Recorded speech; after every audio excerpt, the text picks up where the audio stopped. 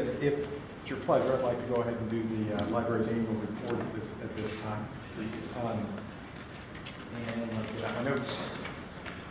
Section 182.647 of the Missouri Revised Statute requires that the librarian make a report to the county commission and county executive offices stating the condition of the library and services on the 30th day of June of the preceding fiscal year.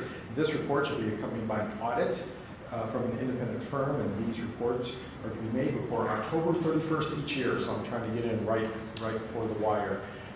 In terms of our financial highlights, and I provided this for each commissioner as well as for the clerk, we have our comprehensive annual financial report.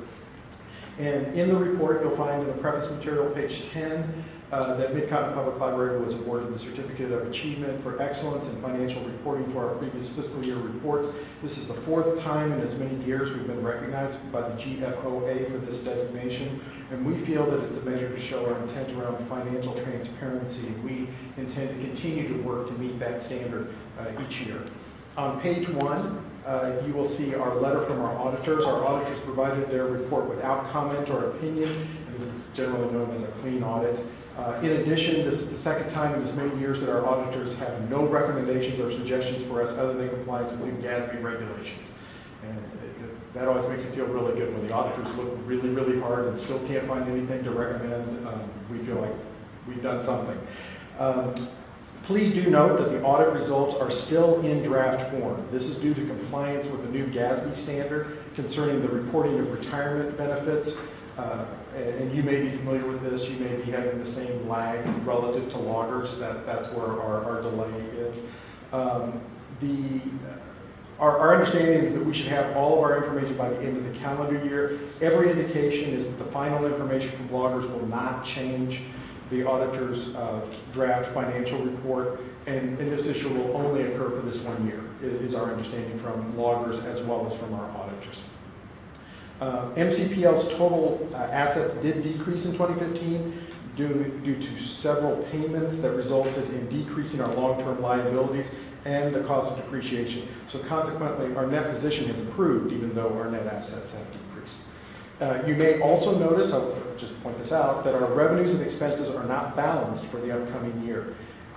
This is something that I'm not comfortable with generally, but there's a good reason as to why it's happening this way. Bucking the general trend, the Mid-Continent Public Library continues to have a very favorable healthcare experience for the fourth year in a row. In fact, for the fourth year in a row, our expenses are below the amount of money that we're setting aside. Our loss ratio is below 80% for the fourth year in a row. So to keep from overfunding our healthcare reserve fund, we use some excess funds from that source, which is why it's unbalanced. We actually use reserve funds to balance it. So you actually experienced some decreases in your health insurance obligation to do for 4 years in a row. Or is it just good management? It goes back like about 6-8 years ago, back when Dick Wildman was the library director. We had established a health and wellness program. We really started working on changing the culture. We did redesign our plan. We went to cost plus as opposed to a fully insured model. Lots of different variables.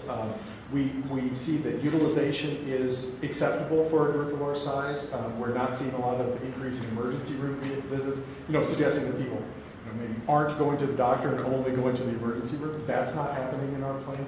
So I think we've changed the culture, which is a positive thing.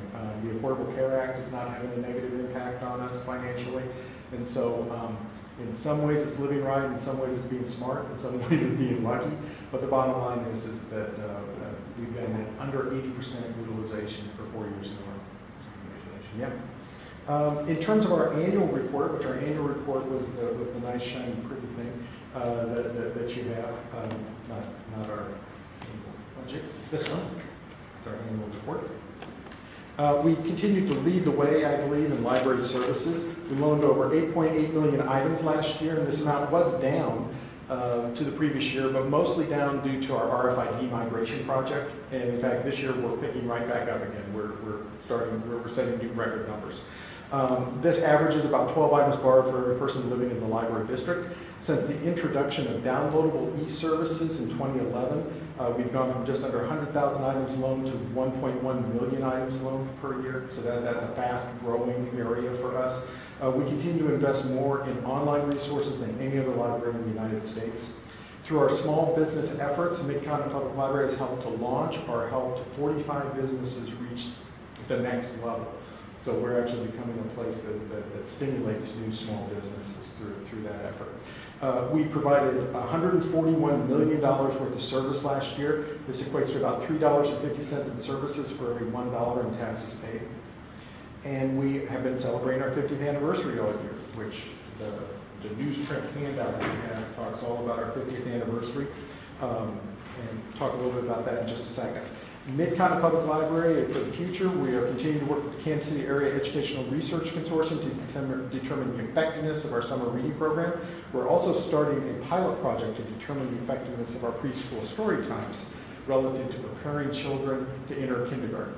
Our hypothesis is that if you attend our story times on a periodic basis and do nothing more than that, then your child will be ready for kindergarten. And we think that we're going to be able to prove that. And of course, our threshold is very, very low compared to a daycare or a Montessori or something like that, and we're open for all. And so it kind of can be a way that we can help fill that gap.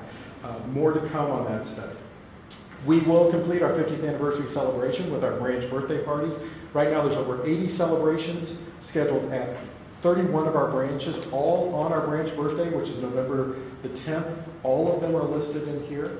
I would encourage you to visit any of the ones in Clay County or multiple ones in Clay County if you would like more than one piece of cake. But it's going to be a big celebration all day long on November the 10th. Last year, our board did adopt a 10-year capital plan that updates our buildings and positions us for the expected growth over the next several years. We are continuing to refine the plan, but as of right now, we don't have the adequate funding to actually execute the plan. But that does give us some marching orders for the next 10 years.